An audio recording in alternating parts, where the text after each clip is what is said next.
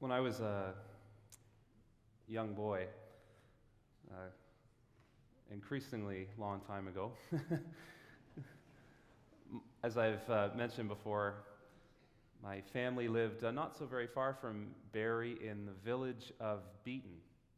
And when we were living there, when I was just a youngster, there was a group of people from that South Simcoe area who organized together something which was called the South Simcoe Railway. I think it's still going today. It's an old-fashioned steam train, and you go to the station and get on in the village of Tottenham, and then you ride the steam train to Beaton and back. And so that was a brand new thing when my family lived in that area, and I remember the first season that it ran for an outing. We went and did that one day. Now, some of you may be aware that the scenery between Tottenham and Beaton is not some of the most stunning in the world. But one thing jumped out at me on that train ride, and I still remember it to this day, was the Beaton Creek and the way it just meandered so gently back and forth this way and that. And it's such a contrast with the train. This human-made contraption that we were on very much went in a straight line, a perfectly straight, direct path. But this creek, so beautifully woven into the nature around it, didn't go straight. It meandered back and forth. Most stories of the Bible have a really clear structure. Sometimes when we read a story that Jesus told or a story about Jesus, we find that it has a narrative structure, it has a plot with a beginning and a middle and an end.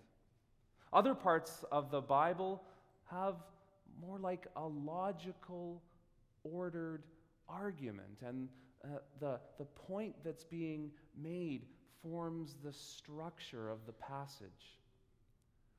What we heard Joyce read a moment ago from Luke chapter 13 doesn't seem to have any kind of structure like that. It starts with some people coming and saying something to Jesus, and then there's a short discussion that follows, and then Jesus tells a story. It doesn't seem to have a structure that holds it together. Rather, more like a river, it just meanders from place to place. The passage begins at a point that we might describe under the heading of weeping. Some people have come to tell Jesus about an incident where Pontius Pilate, the Roman governor of Judea, has slaughtered some Galileans. They say, "Did you hear about those Galileans whose blood Pilate mixed with their sacrifice?" Now, we're not 100% sure about the event referred to, although some details of it are very clear. There would have been some Galilean pilgrims who lived in the northern part of Palestine, who at the time of the Passover had made a pilgrimage to Jerusalem, where they were in the temple making their sacrifices. Now, we know, for instance, that it was at the time of the Passover that Galileans would make that long and difficult journey all the way to Jerusalem. We know it was at that time that they would have gone to the temple, and that was when they made their sacrifices for the year. We know it was Passover also because that was the time when Pontius Pilate, the Roman governor of Judea, was in Jerusalem. He spent most of his time in the city of Caesarea Maritima, which is on the west coast of Palestine.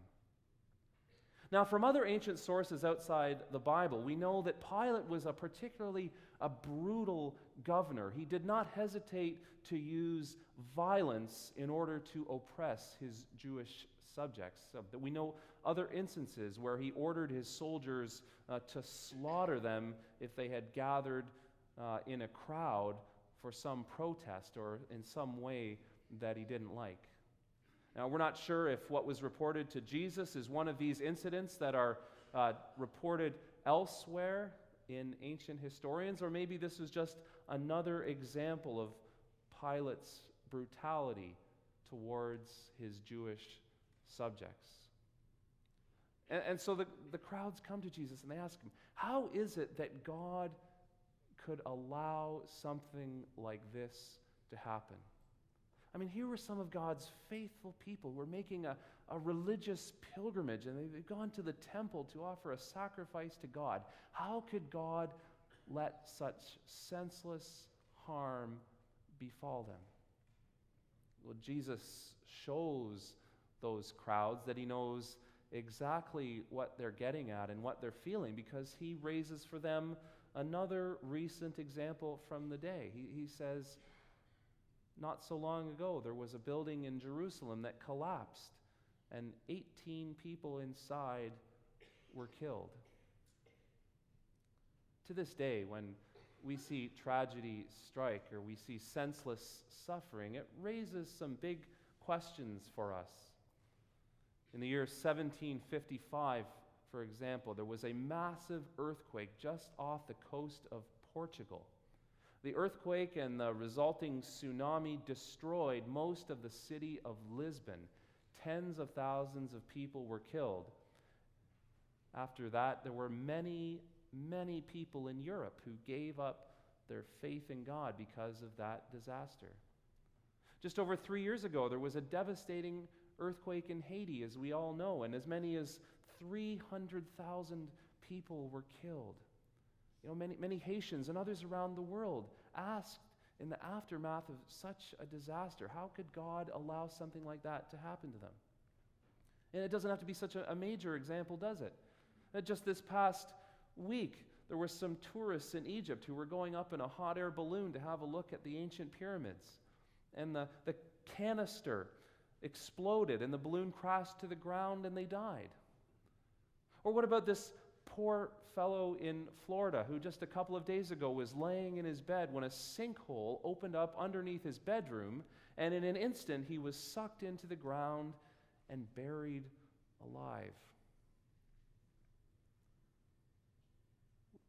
We're prone to wonder if there is a good and a loving God of the universe, why would things like this be allowed to happen? Why would God allow people to suffer so senselessly? No doubt in your life you've had experiences of suffering, or maybe if you're really fortunate, you've merely seen it in the lives of others around you, and you have questions like that. Theologians call this the problem of evil, and it's one of the most common and most persuasive arguments against God.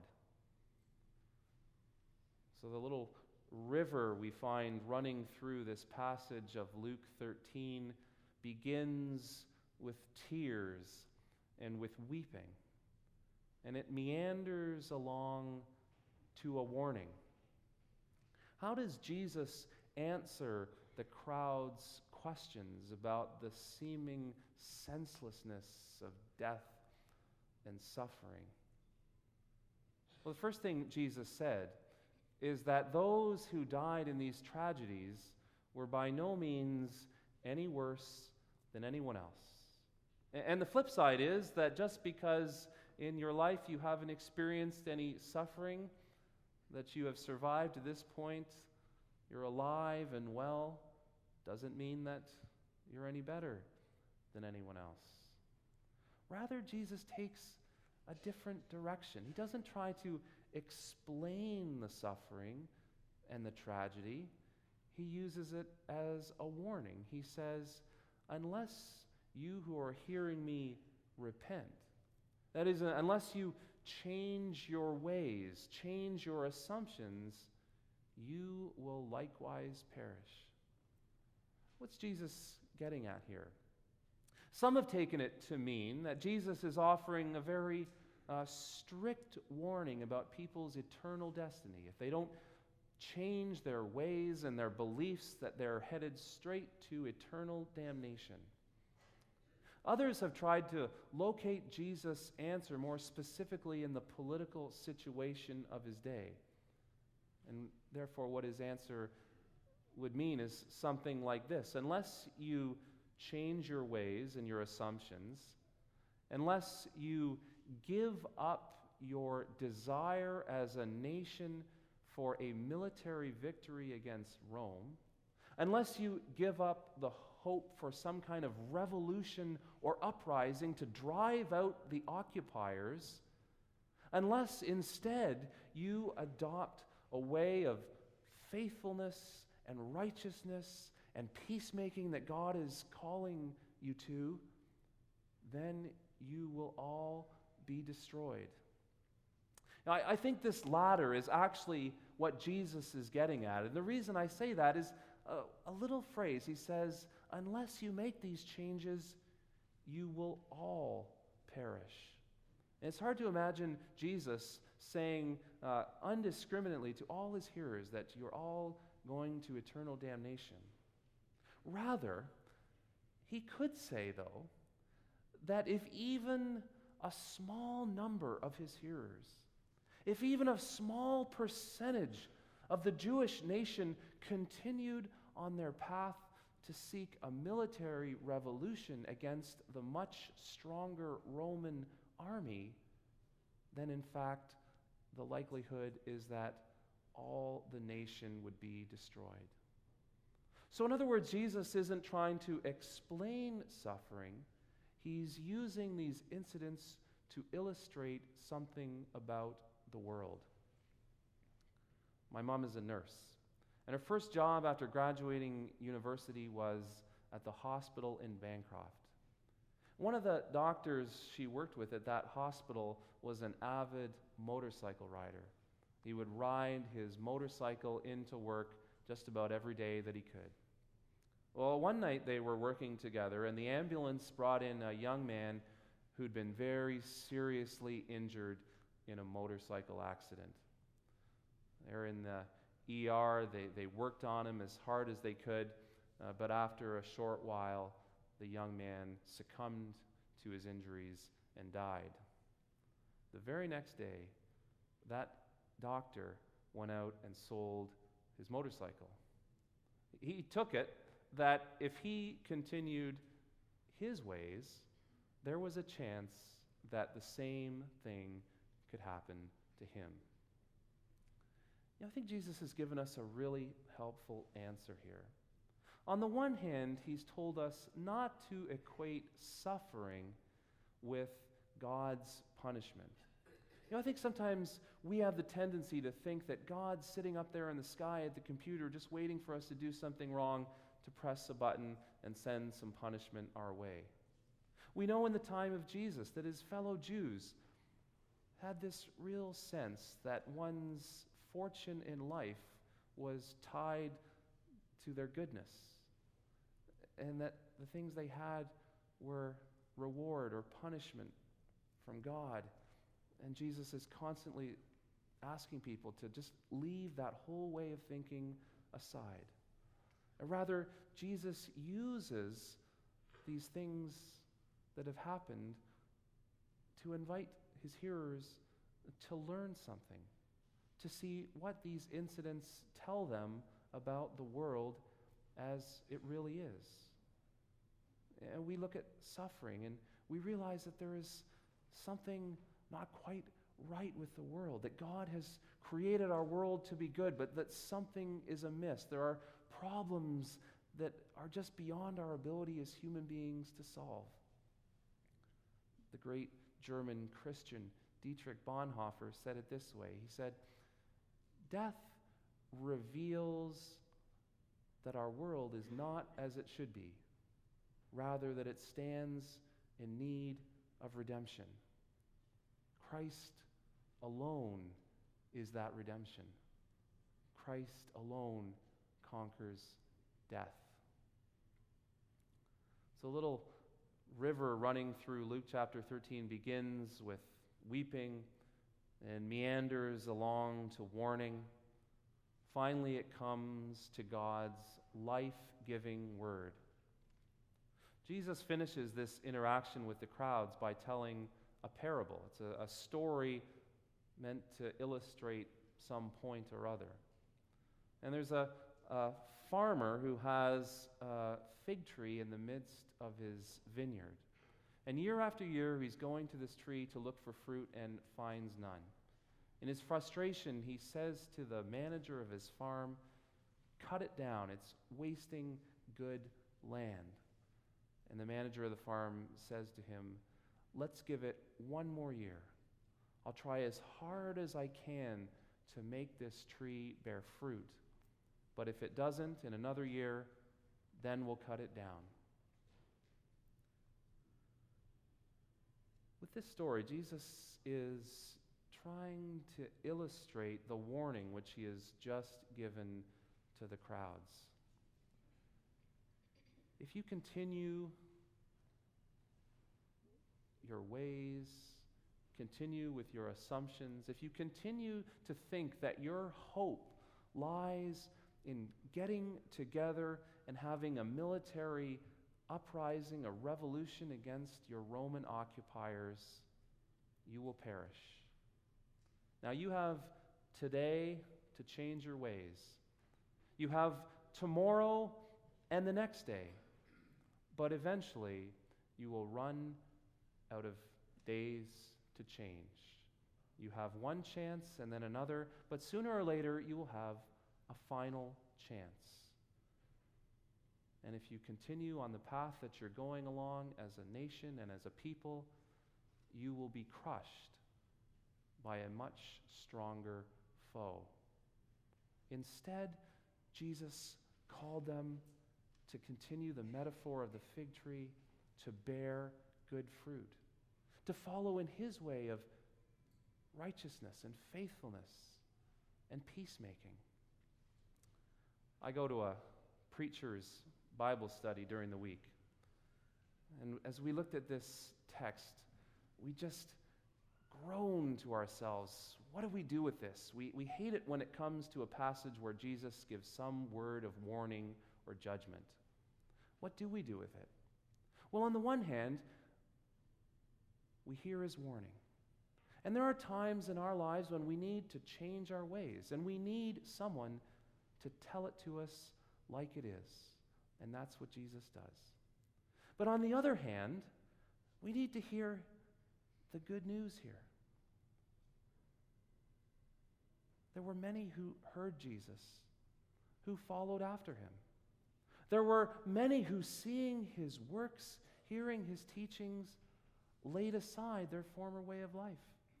People who adopted his way of faithfulness and righteousness and peacemaking.